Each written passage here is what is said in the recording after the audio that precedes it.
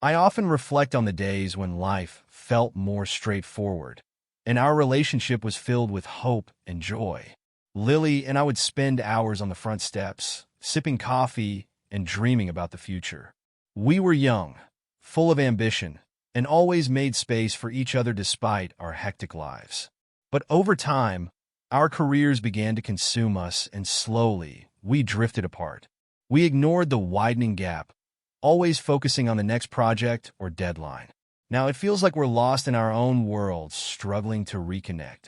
Lately, I can't shake the unease that's been growing inside me. Lily spent several months in a remote community in northern Arizona, deeply immersed in her postdoctoral research.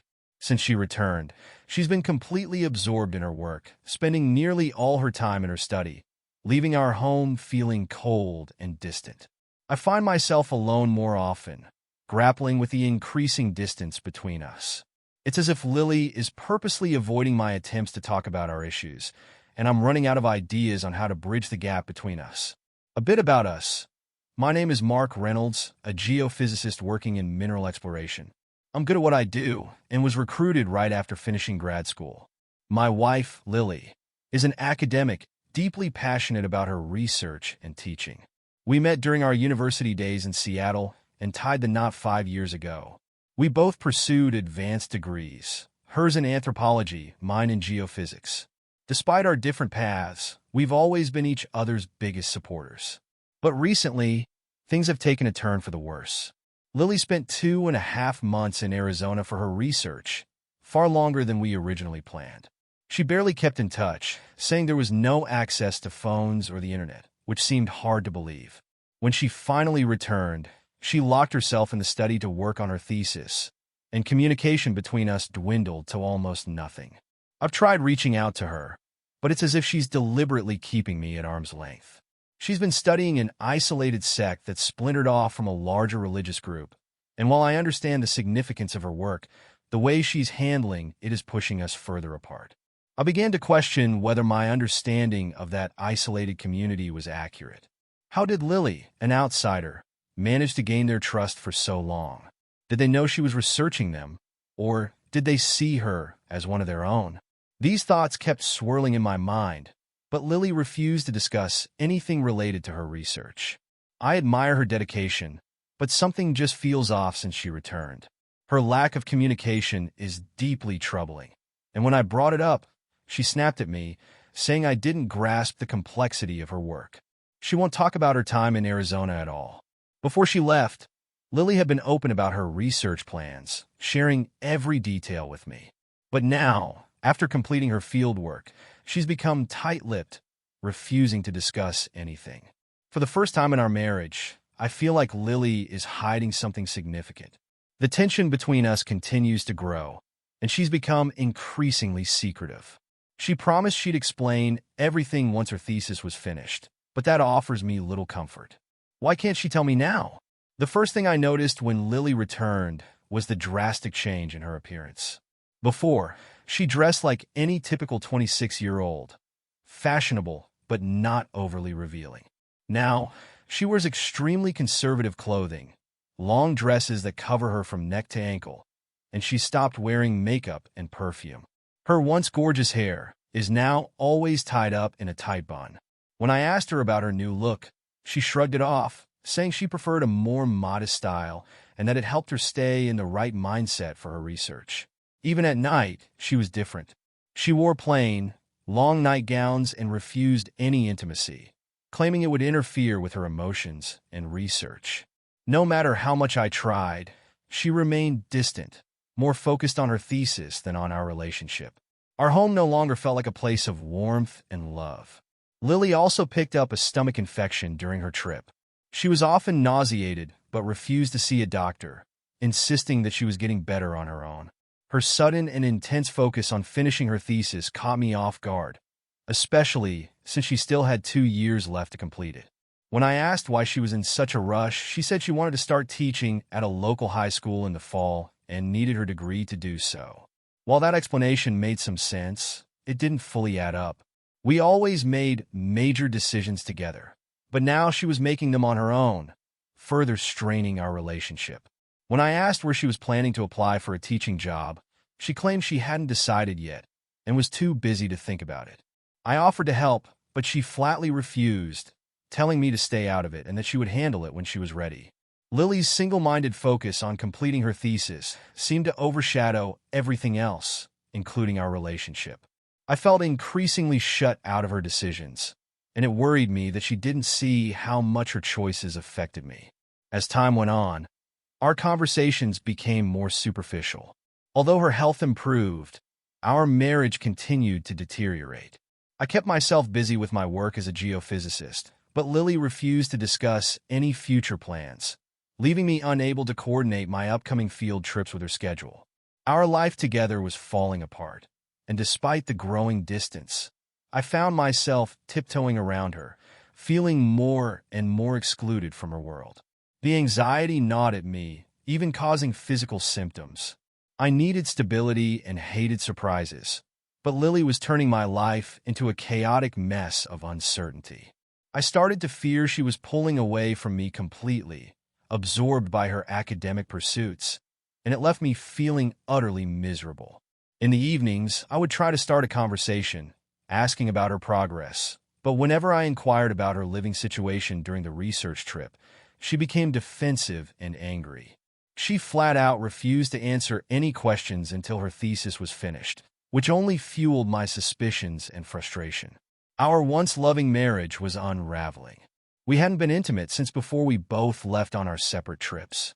She claimed that any physical contact would contaminate her research, which made me wonder what exactly she had been involved in. If being close with her husband could interfere with her research, then what on earth had she been doing?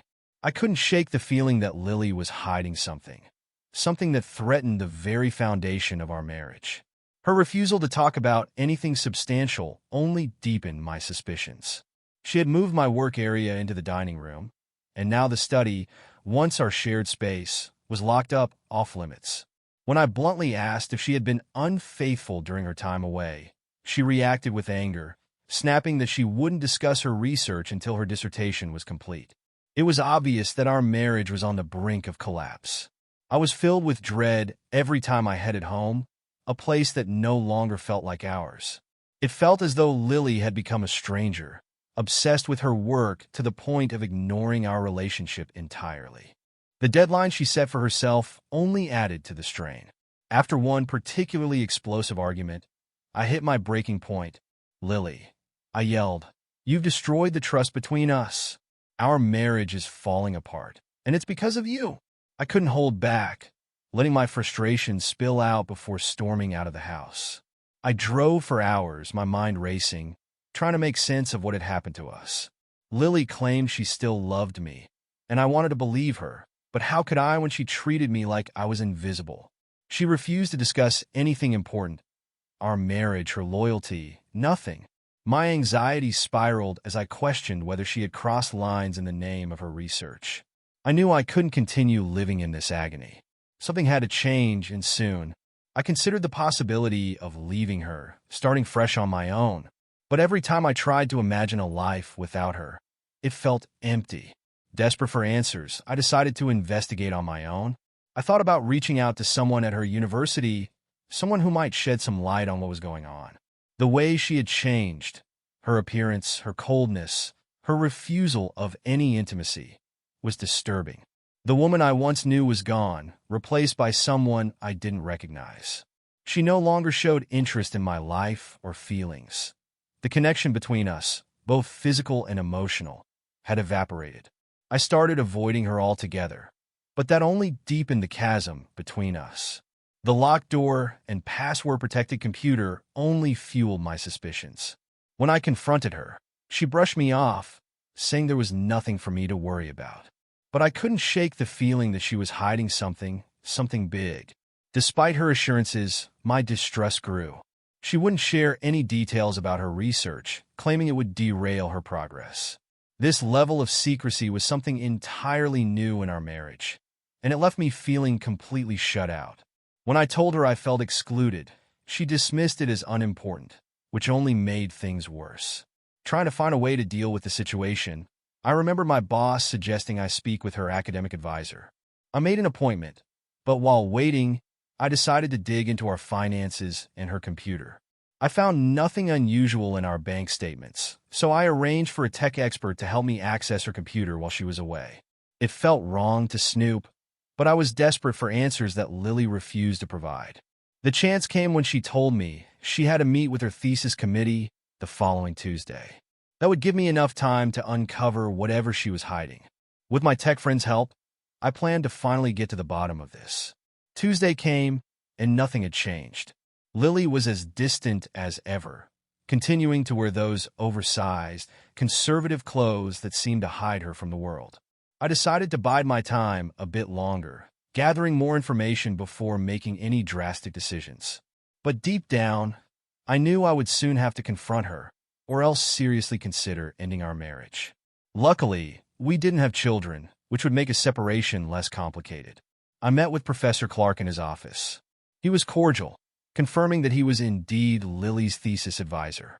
He also confirmed that she had access to a research expense account, though he didn't know if she had used any of it. His secretary later gave me a detailed breakdown of her expenses. When I asked about the unexpected direction her research had taken, he acknowledged it, but insisted that Lily should be the one to explain it to me. He mentioned that her research had required significant revisions, but that her committee still supported her work. He advised me to have a serious conversation with Lily about everything that had happened during her research, stressing the importance of understanding and forgiveness in a marriage. His advice only increased my anxiety and suspicions. I also asked about how she had stayed in contact with her committee, and he confirmed that she had been using specialized audio equipment. When I inquired about her living arrangements during the research, he said Lily would cover that in her presentation, but he couldn't discuss it without her permission. He found it strange that she had explicitly asked him not to share any details with me, which only made me more concerned. As I left, the secretary handed me a file containing Lily's financial records. I stashed it in my desk for later review. Driving home, my fears only grew. Professor Clark had done nothing to ease my mind. If anything, he had intensified my paranoia. There was still no hard evidence of infidelity, but the secrecy surrounding everything was a huge red flag. When I got home, I hid the file on my desk and said nothing to Lily about my meeting with her professor. It was the first time I had kept something significant from her, and it left me feeling guilty. That evening, we barely spoke. The tension between us was palpable. I told her that her behavior was making me question her fidelity, and that things needed to change if our marriage was to survive. She just gave me a tight-lipped smile, promising that everything would be clear once her thesis was approved. On the day of her thesis defense, Lily dressed in the same conservative outfit she had adopted since returning from her trip. I suggested she dress up for such an important occasion, but she brushed off my suggestion, saying her appearance didn't matter in her field. As she left, I couldn't shake the feeling that the truth, whatever it was, would soon come crashing down on us. I called my tech-savvy friend, who arrived promptly, ready to assist. With his equipment in hand, he quickly gained access to Lily's computer, pulling off a comprehensive copy of all her emails, files, and even data she had deleted. After ensuring there were no traces of our intrusion, he advised me to store the backup disks securely. I rented a safety deposit box the next morning, placing the disks there, fully aware that whatever was on them could potentially destroy what was left of our marriage. When Lily came home that evening, she was unusually cheerful. She had eaten dinner in the city and had called earlier to tell me to just grab something simple for myself. I asked about how her thesis defense went, and she smiled, saying it had gone better than she had hoped. Her thesis had been accepted for publication, and the final revisions were done. She was almost giddy with excitement. "I'm nearly finished," she said, practically dancing around the room. "No more hurdles," she added with a smirk. "See, I told you all those worries about how I looked didn't matter." My work spoke for itself. I congratulated her over and over, but when I moved in to hug and kiss her, she turned away. "I can't kiss you like that," she whispered, almost as if talking to herself. Frustrated and confused, I pressed her. "Your degree is secure, and your research is complete. Why can't we focus on us now?" She pulled away further, muttering, "We can't just go back to how things were." Desperate for clarity, I asked outright if our marriage was over, but she just asked for one more week to sort out grant finances and graduation details.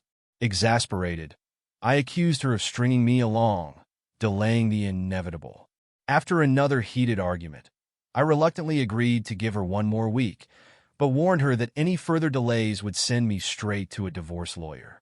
I stormed out of the house, walking for hours, anger simmering under the surface. That night was restless for both of us. I couldn't sleep, and I could hear Lily tossing and turning as well. Early the next morning, something caught my eye that made my blood run cold. Lily's stomach, usually flat, had a slight, smooth bump. Horrified, I realized she was pregnant, and given the timing, there was no way the child could be mine.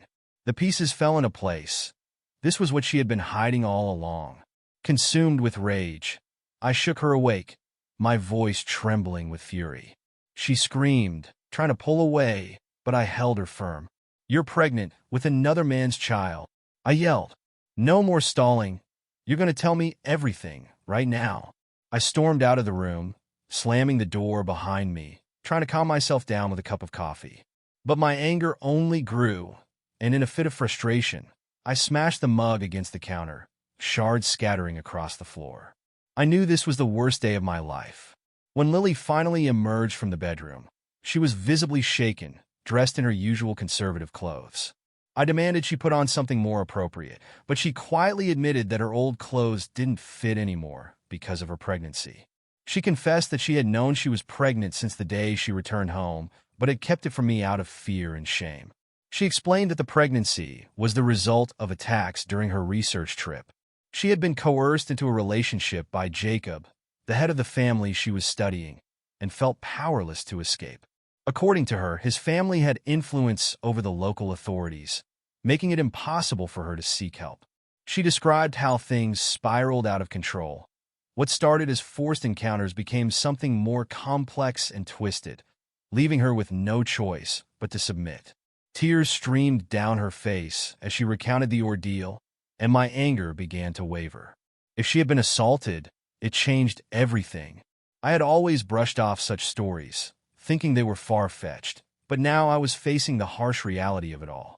Trying to keep my voice steady, I said, "I'm sorry you went through that, Lily, but it doesn't explain why you shut me out, why you continue to see him voluntarily. It doesn't explain your new behavior, your secrecy. There has to be more to this. Keep talking. I need to hear everything." I was still furious, but her confession had softened my resolve, just a bit. She continued to cry, and I couldn't tell if it was from guilt or simply from being caught. "I'm trying, Mark.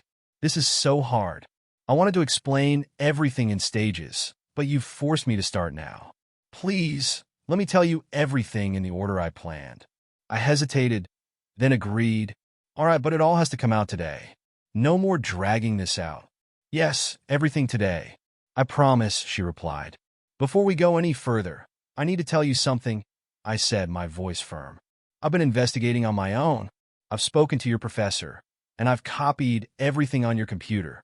You have one chance to be completely honest with me." I retrieved a tape recorder, set it up on the table, and turned it on. I also took her cell phone and turned it off, ensuring there would be no interruptions. Then she began to tell her story. "Lily," I interrupted, trying to piece together what she was saying. "Are you telling me you grew up in one of those isolated communities?" "Yes, Mark," she said quietly. "My mother was the fourth wife in a polygamous family, much like the one I was researching. When I was 11, she escaped with me. We fled in the dead of night, leaving everything behind. We eventually found refuge in Oregon, where we built a new life. I never talked about it until now." She paused, clearly exhausted, and asked for a break. For the first time since she returned, she reached out and held my hand. We went for a walk, and afterward, we sat back down with some water and fruit. "My childhood experiences shaped my academic interests," she continued, her voice barely above a whisper. "I wanted to understand that world from an adult perspective," Lily began, her voice wavering. "But this next part is going to be hard for you to hear. I'll be as honest as I can." She explained that the family she stayed with was connected to her past. They were part of the same group her mother had fled from when she was a child. They were suspicious of her return, but but she managed to stay by pretending she was considering rejoining the community permanently. The head of the family, Jacob, was a tall, imposing man in his 50s, accustomed to having absolute control. He imposed strict rules from the start, including the demand that she give up her wedding ring. Reluctantly, Lily complied, knowing she had no other choice if she wanted to complete her research. Her voice trembled as she recalled. He asked me what was in my backpack. I told him it had my clothes, personal items, and my laptop. He took the laptop and smashed it with a sledgehammer, then threw it away. He also confiscated my purse and the $1,000 cash I had inside, saying women weren't allowed to have money in his house. I was just glad I had hidden some cash near the bus station. It quickly became clear that Lily was more of a captive than a guest, needing Jacob's approval for every aspect of her research. I agreed to all his terms, she said, her voice softening. Losing the laptop was why I isolated myself when I came back home. I had to reconstruct everything from memory, including my emotional responses, which were crucial for my research. That caused me a lot of stress, both while I was there and after I returned. But that was just a small part of the overall stress she endured. I had to follow all the community's rules without causing any disruption, which aligned with my research goals. You might wonder why Jacob let me stay, considering I was an outsider. The only reason was that he was related to me by marriage. He became the head of our family after my father passed away. When I arrived, she continued, I was given a bed in the attic with his other wives. Jacob slept downstairs, and the children slept with us. I was expected to work like the other women, dress like them, and obey all the rules. Lily paused, then continued with a strained voice. The first wife went through my suitcase and found my birth control pills. She threw them out, saying they were unnatural and against God's will. My personal underclothes were also taken and burned. I had to wear plain white cotton garments. I couldn't protest. I had to follow their rules or leave. She looked at me with a resigned expression. At first, I didn't think much about losing the pills since we weren't intimate. I figured I'd just start taking them again once I got home. I settled into a routine, and gradually, the wives began to trust me, which allowed me to gather a lot of information. I couldn't keep a diary, so I had to rely on memory. That's why I needed so much privacy after I returned. As she spoke, I took notes, trying to keep up with everything she was telling me. In my second week there, she went on, Jacob announced that he was going to take me as his fourth wife. I was stunned, but he didn't care that I was already married. He said that God had revealed to him that I was meant to be his. When I protested, he became aggressive, dragging me to his bedroom and threatening violence if I didn't comply. He forced himself on me, and after that, I knew I was trapped. Lily's voice shook as she described what followed. From that point on, he treated me as his wife. He was controlling, dominant, and I eventually became submissive. Over time, I started to accept and even adjust to the role. I began to disconnect from my life with you and embrace this new reality. The other wives shared similar experiences. After weeks of being confined to the house, Jacob finally allowed me to leave to visit other families. By then, I had gathered a significant amount of data for my research. I also became the community's teacher, developing lesson plans that conformed to their strict beliefs. My role there became essential for my research, and I was fully integrated into their world. Her voice grew quieter as she continued. One night, after a celebration for Jacob's daughter, I saw an opportunity to escape. I grabbed the credit card I had hidden, left a note, and retraced the path my mother and I had taken years ago. After nearly 8 miles, I was exhausted, but I managed to catch a ride to the bus station. I retrieved the cash I had hidden, and you know the rest. I came home and began documenting everything. I secluded myself to focus on writing, blocking out all emotions, including our relationship, she sighed, looking drained. That's why I needed so much privacy. My mind had to be free from any emotional distractions, including intimacy with you. She hesitated before continuing. Now, Mark, this next part is going to be even harder. Do you have any questions, or should I keep going? I decided to let her continue, feeling that our marriage was already beyond saving. She took a deep breath and went on. I've had a lot of time to reflect on the two lifestyles I've experienced. They're very different, each with its own advantages and disadvantages. To be honest, I've found myself drawn to the simplicity of rural communal life. The idea of multiple wives has its merits, and I've explored this extensively in my thesis. I'm also writing a novel based on my experiences, and I've already received a $50,000 advance for it. These past few months have been incredibly busy. She continued, Mark, the wives there got along surprisingly well, even competing to satisfy their husband. What once drove my mother and me to flee now seems less severe in hindsight. I've come to believe that people need to fit into their culture to find happiness. I've started to accept their way of life, even if it contradicts the values of the society we used to live in. I interrupted, my voice rising. So, what, attacking doesn't bother you anymore? You think that's acceptable? That's not just wrong, it's evil. She ignored my outburst, her voice steady. Let me explain. I haven't had marital relations with you because I feared that being intimate would cloud the memories of what happened with Jacob, which I needed for my research. Lily began, her tone almost clinical. Then, when I found out I was pregnant, my interest in intimacy faded completely. Over time, I realized I was torn between two very different worlds and two very different men. I couldn't keep living this double life.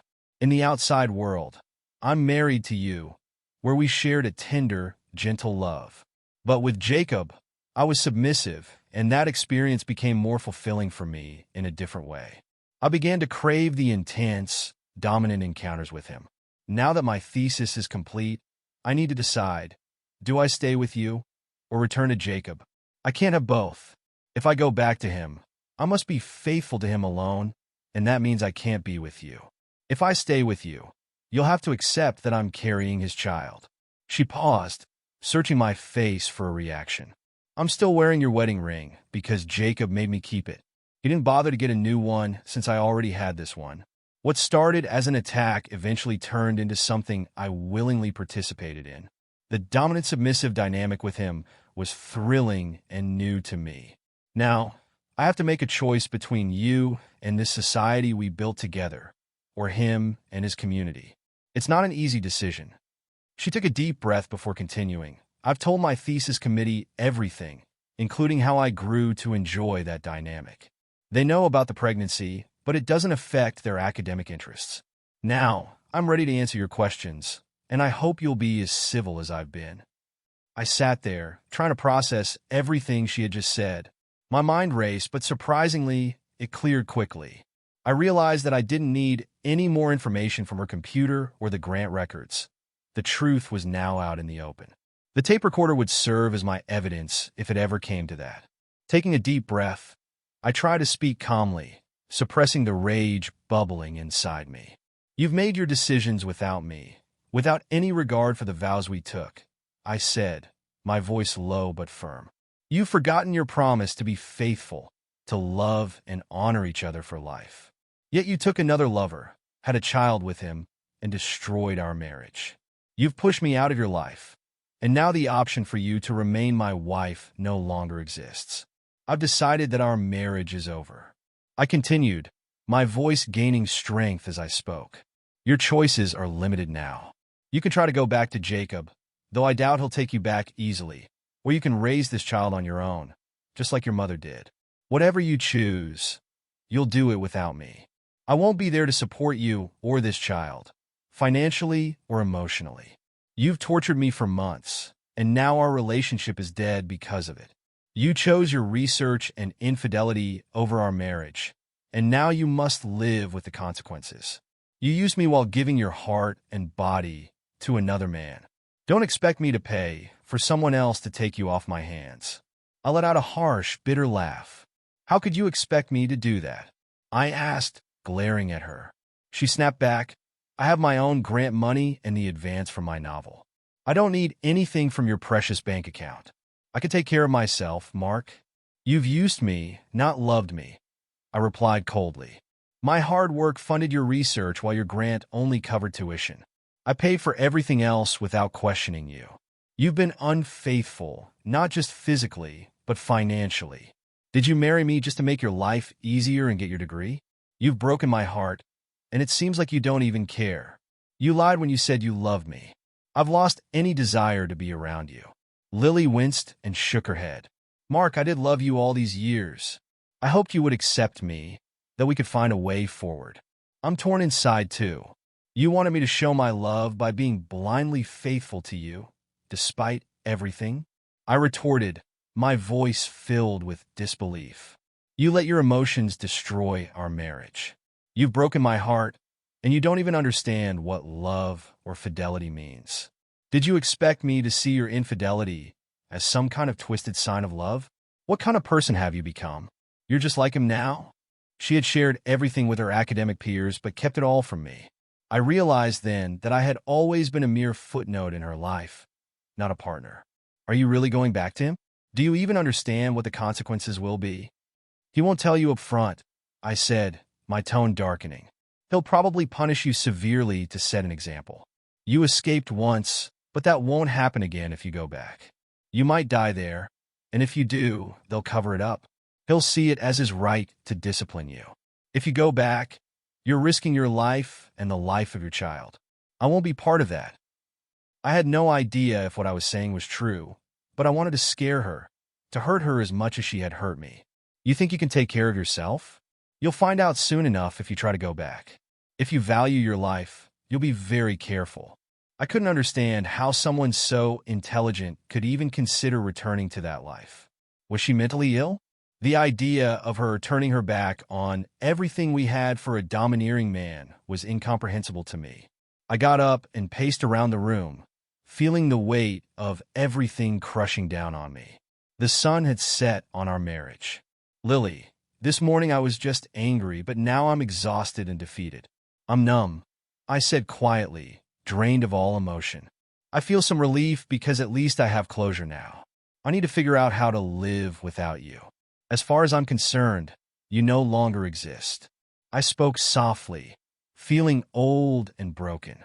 I no longer cared to argue or lash out. I just wanted her gone, out of my life entirely. She sat there, silently staring at the wall. I walked out of the house, needing to clear my head, but knowing there was still unfinished business. She had created her own punishment, but there was a man who still needed to feel the consequences of crossing me. I was determined to seek justice, no matter what it took.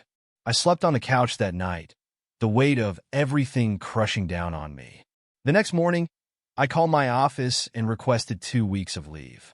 I had too much to handle and needed time to sort through the mess my life had become. Lily had made coffee, and I handed her a cup. Enjoy it, Lily, I said coldly, because you won't have any of this comfort when you go back to that life. You might get the dominant experience you crave, but there's a lot you'll lose. We'll be divorced soon.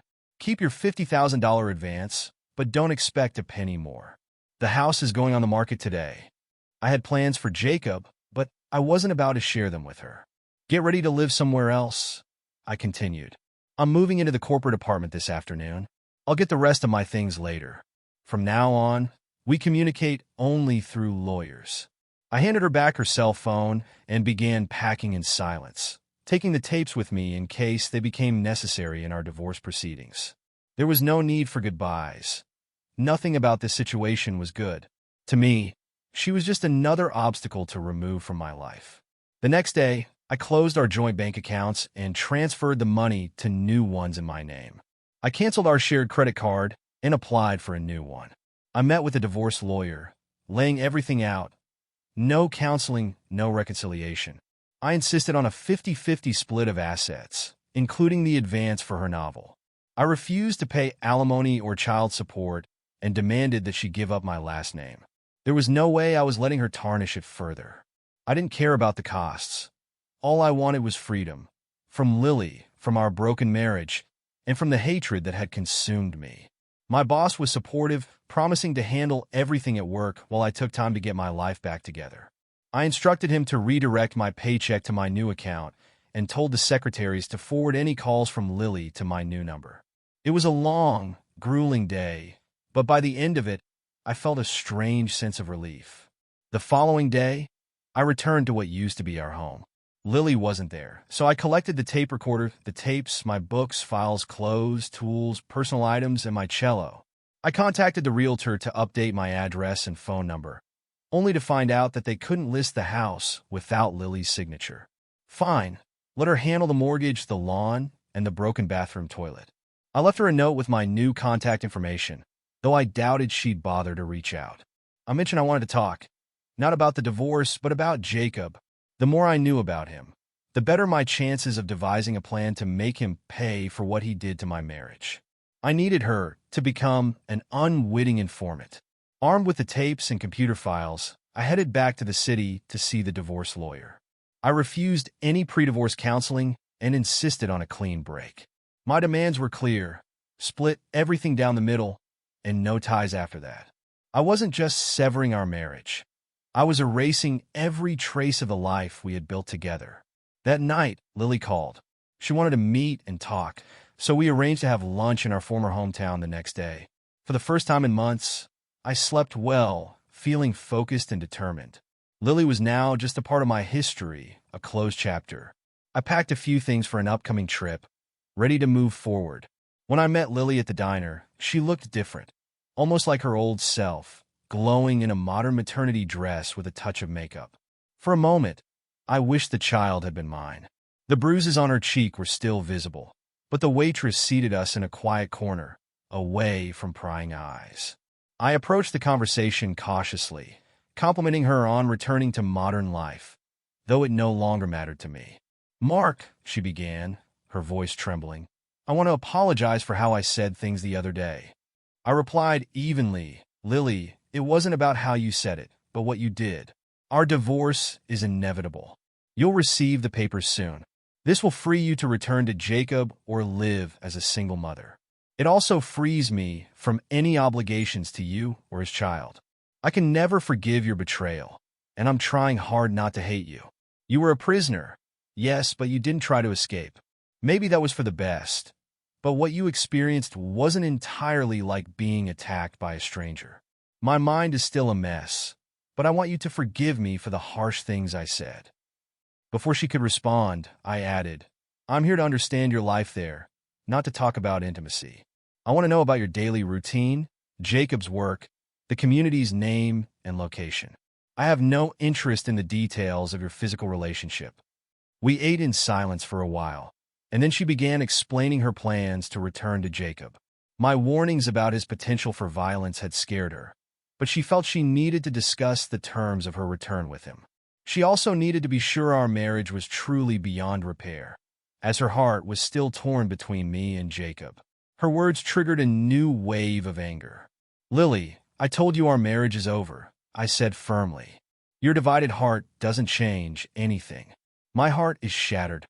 Your consideration of another man broke us long before I even knew the details. Infidelity isn't just about physical acts. It's about betrayal on every level. Maybe someday you'll understand the depth of what you've done. You vowed loyalty to me in front of everyone, and you destroyed that for a thesis and some wild experience. I'm no longer part of your future." The calm in my voice belied the turmoil I felt inside. Lily had shared everything with her academic peers, but had kept me in the dark.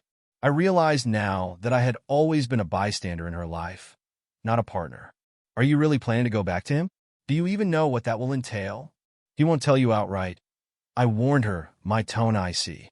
"But he'll likely punish you severely to reassert his control. You escaped once, but you won't get that chance again. You could die there, and if you do, they'll cover it up. He'll see it as his right to discipline you. If you go back, you're putting your life and your child's life at risk. I won't be part of it." I wasn't sure if what I was saying was true, but I wanted to frighten her, to make her feel the fear and pain she had caused me. "You think you can take care of yourself?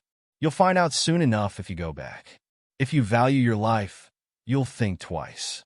I couldn't fathom how someone as intelligent as Lily could even consider returning to that life. Was she losing her mind? The idea that she would turn her back on everything for a man who dominated her was beyond comprehension. I stood up and paced around the diner, feeling the weight of it all.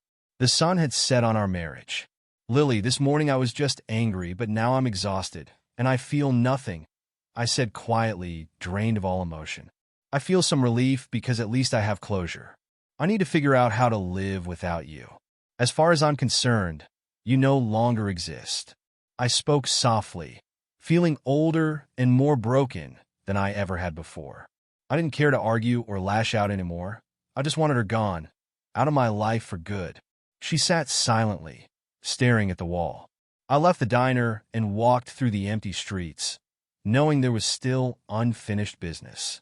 Lily had created her own punishment, but Jacob still needed to feel the consequences of crossing me. I was determined to make him pay, no matter what it took. I refocused the conversation on what I really needed to know, asking Lily about the daily routines in Jacob's household. She didn't hesitate to share every detail I asked for, and I didn't sense any suspicion about my motives. Jacob was a devoutly religious man, deeply superstitious, and an absolute control freak. He thrived on exerting power over his family and commanded respect from the other men in the community. According to Lily, Jacob had frequent intimate encounters with his wives, sometimes 2 or 3 in one night. She seemed almost proud of how she kept up with him, clearly trying to provoke me, and it worked. But I bit my tongue, refusing to let her see how deeply it cut. When I left the diner, I was more determined than ever to make Jacob pay for what he had done. Afterward, I decided to visit Lily's mother. She was home from her teaching job, and we sat down at her kitchen table. I broke the news of Lily's pregnancy, and she initially congratulated us, her face lighting up with joy. But that happiness quickly turned to horror as I revealed what Lily had been involved in over the past 6 months. She had no idea how deeply Lily had been drawn back into the very world they had fled from years ago. The news shattered her. Her face crumpled, and she looked at me with eyes filled with sorrow. She had always seen their escape as a life-saving move, something akin to fleeing a dangerous cult. To see her only child willingly return to that nightmare was beyond devastating. We cried together, finding solace in each other's pain.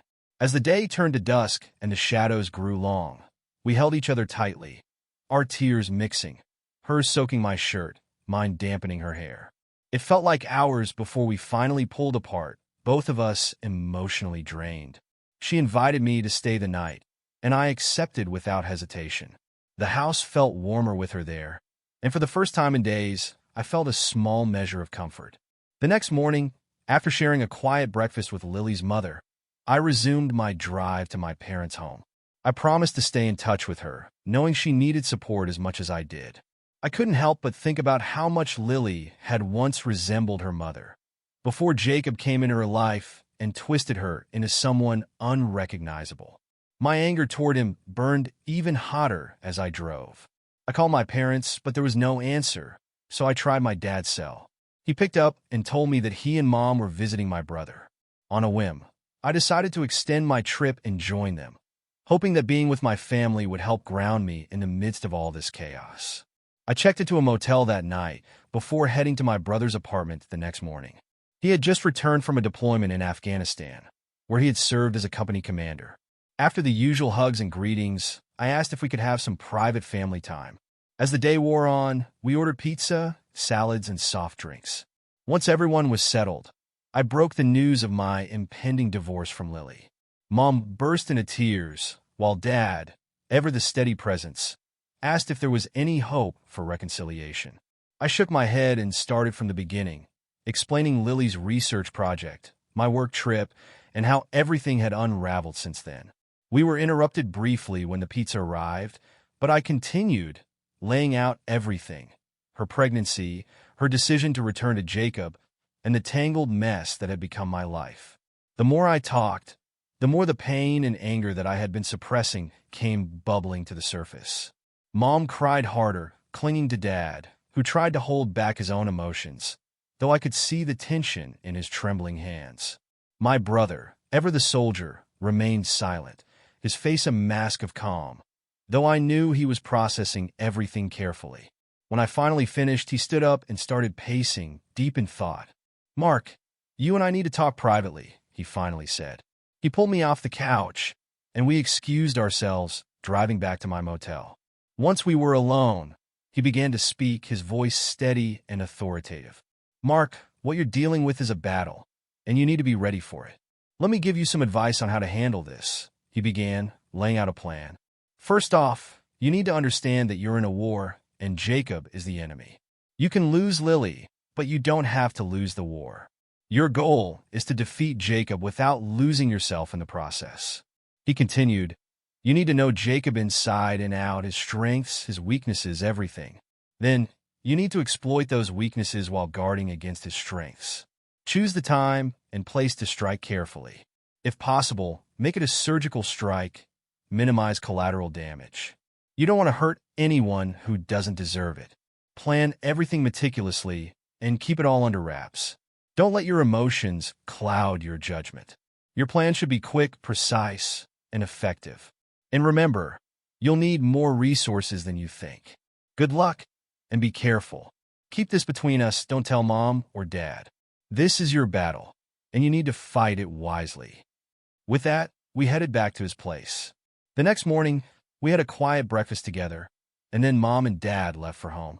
I followed them, needing to retrieve something I had hidden in their attic, something even they didn't know about.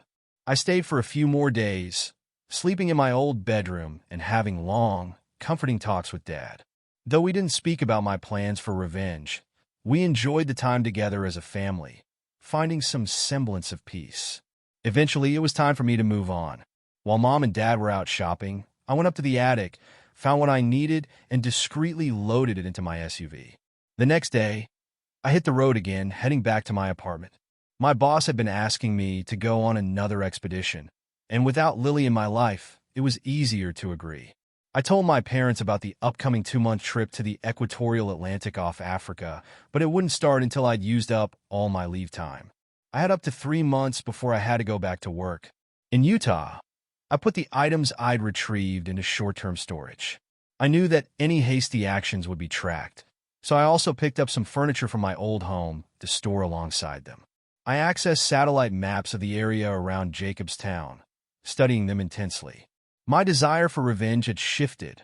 I didn't just want Jacob dead. I wanted him to suffer. A quick death wouldn't be enough. I needed to make sure he understood the pain he had caused me, and I was prepared to do whatever it took. I wanted more than just to eliminate Jacob. I wanted to humiliate him, to degrade him publicly, and to make sure he knew that it was me, Lily's husband, who brought him down. But I also knew I couldn't leave any evidence behind. As I planned, I smiled, imagining him on the receiving end of the justice he deserved. Lily wouldn't get off scot-free either. I contacted a tough, no-nonsense lawyer recommended by my boss, someone who knew how to make institutions tremble.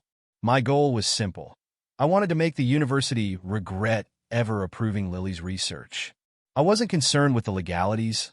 I just wanted to get their attention and make them pay. The lawyer sent a strongly worded letter to the university president and the board of trustees, threatening a $20 million lawsuit. Their response was swift. It turned out that Lily's degree hadn't been officially granted yet, and the board hadn't given its final approval. My lawyer demanded that they reject her research outright and revoke her thesis with no chance of appeal. Less than 2 weeks later, the board passed a resolution instructing the university president to correct the department's findings, reprimand those involved, and deny Lily her degree. They even contacted her publisher, forbidding them from using the university's name in connection with her book, and froze her research grant account. I felt a deep sense of satisfaction. Weeks later, the university couldn't reach Lily to inform her of their decision. They contacted my lawyer, who provided them with her divorce lawyer's contact information, along with her mother's and Jacob's addresses. Lily wasn't at our former home, and I wondered where she was. Despite everything, I still worried about her and the unborn child, even though I hated what she'd done. But I had another plan brewing, one that would send Jacob a message he wouldn't forget. I carefully crafted a formal document styled like a divine proclamation, filled with scripture quotes and designed to intimidate him. After several revisions, I printed it on expensive linen paper, placed it in a beautiful holder, and made sure to leave no fingerprints. The final product looked like it had come straight from heaven. I was confident that Jacob's superstitious beliefs and faith in divine messages would make him see this as a genuine communication from God. I chuckled to myself, feeling pleased with the plan. I was using my strengths, my intelligence, my planning against his weaknesses. just as my brother had advised. I shifted my focus to preparing for my upcoming trips. The first trip would be to confront Jacob, and after that, I'd head straight to Africa without returning home. I imagined myself as an avenging angel, appearing out of nowhere to deliver justice, and then vanishing without a trace. The idea thrilled me, but I knew that even a single mistake could spell disaster. To succeed, I had to study, practice, and maintain complete secrecy. Thanks to the internet, gathering information was easier than ever. I didn't need to go to a library where my actions could be traced. I studied maps and learned the layout of Jacob's farmland. I knew what crops he planted, when he worked, and where he liked to rest. Satellite photos, far more detailed than anything available to the public, showed me every inch of the landscape. I found the perfect spot, a small ridge near a tree by his wheat field where I could hide and make my move. I was choosing the battlefield, and it was to my advantage. Weeks of intense planning went into this. I studied human anatomy, focusing on how to disable Jacob without killing him outright. I wanted to leave him with the desire, but without the means to satisfy it. A fitting revenge for a man who had taken my wife from me. The plan felt right, but I was acutely aware of the risks. I didn't want to end up in prison, so I fine-tuned every detail. I bought supplies from various stores, paying in cash to avoid leaving a trail. I even ordered makeup and a fake beard online, along with oversized shoes from a thrift shop. One morning, my lawyer interrupted my preparations with news. Lily had signed the divorce papers without contesting them. I didn't need to appear in court. The papers were filed, and the 60-day waiting period began. My lawyer informed Lily's lawyer about the university's decision to revoke her degree, and apparently, she lost it. She was devastated. She'd lost everything, including her degree and reputation. I felt a pang of guilt for hurting her mother, who had become collateral damage in all of this, but Lily had brought this on herself. Our house sold quickly, and we split the proceeds evenly. Lily didn't want to live there, and I couldn't care less where she went. I had my own future to plan. Strangely, I found that I'd lost all desire for intimacy. My energy was consumed by my project, and I hoped that my urges would return once this was all over. Lily had been my only partner, and now, not even the thought of her stirred anything within me. During this time, I stayed in touch with the office and even did some pre-trip planning with my boss. The upcoming expedition to the equatorial Atlantic would provide the perfect alibi if I needed one. I confided in my tech-savvy friend, who helped me obtain fake passports, IDs, and other essentials. We prepared to leave the country, with him taking my place on the first leg of the trip. Our plan was to switch identities briefly, ensuring that if anything went wrong, I could vanish without a trace. I had a solid alibi in place while I prepared to deal with Jacob. Everything was meticulously planned. My tech-savvy friend and I coordinated our timing and flights down to the last detail. I packed my supplies, rented a storage unit for anything I couldn't afford to leave behind, and prepared a rental car under an alias. I wore gloves to avoid leaving fingerprints and changed into a full disguise before heading to Jacob's town. I made sure to be seen by a few locals, blending in just enough to avoid suspicion, but I didn't engage with anyone. At one point, I thought I spotted Lily, but I wasn't certain. Part of me hoped she would witness the justice I was about to deliver, but I didn't dwell on it. With everything in place, I left without a word, ready for the final phase of my plan. That night, I took my position 20 yards from Jacob's usual resting place under the lone tree on his farm. Hidden under desert camouflage, I checked everything one last time, making sure the tranquilizer dart was dosed perfectly. The weapon I had was designed to tranquilize large African wildlife, and I had adjusted the dosage to knock out a 300-pound man. Jacob wasn't quite that heavy, but I wanted to be sure.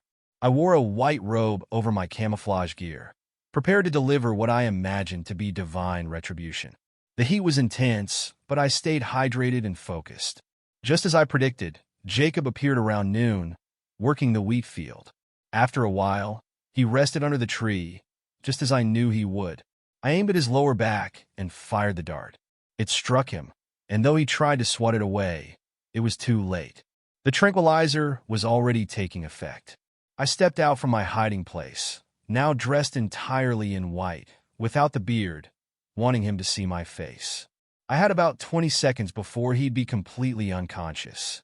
As I rushed over, I shouted, "Jacob, God has heard the cries of Mark Reynolds, Lily's true husband. You have sinned, and I am the avenging angel sent to deliver God's punishment." Jacob's eyes widened in fear, and though he tried to stand, his body failed him, and he collapsed. He couldn't speak, but I made sure he saw me clearly before he lost consciousness. With Jacob incapacitated, I worked quickly. I pulled down his overalls and underwear, exposing him completely. I tied a tight ligature around the base of his genitals, then used a surgical knife to sever most of his penis, leaving just a small stump. I poured an astringent on the wound to stop the bleeding, then moved to his testicles. I removed one entirely and secured the other with a cotton string. I placed the severed testicle around his neck as a grim trophy and stored the rest of his genitalia in a preservative solution, stowing it away in a small container. The bleeding was minimal, and I was satisfied with the result. Jacob would live, but he would never be a man in the way he had been before. As a final touch, I left a message between his legs, the written testament of the avenging angel's visit, with his severed testicle resting on top as a grotesque display. I didn't stick around to gloat. After gathering my things, I meticulously erased any evidence of my presence and left the scene, making sure to leave misleading traces that would point to someone else. I carefully disposed of all the evidence, burning the clothes and gear, and switched out the car's tires before returning the vehicle. Then, I boarded a flight to South Africa using a fake passport, carrying Jacob's severed genitals as a twisted trophy. I felt a strange calm, even contentment, as I traveled. My friend met me in South Africa, and after a brief exchange, we parted ways.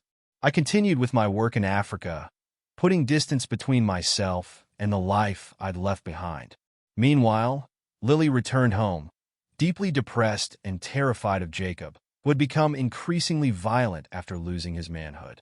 Eventually, she left him for good, moving back to her hometown to be near her mother. She raised her child alone, never finishing her PhD.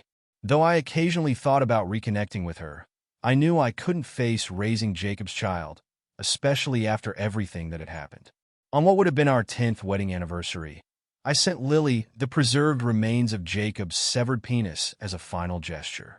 By then, I had moved on with a new life and a new family. In the end, no one really won. Lily lost her PhD, Jacob lost his manhood, and I lost the woman I had once loved. But I felt no remorse. I had delivered justice as I saw fit, and now I was free to live my life without the weight of the past dragging me down.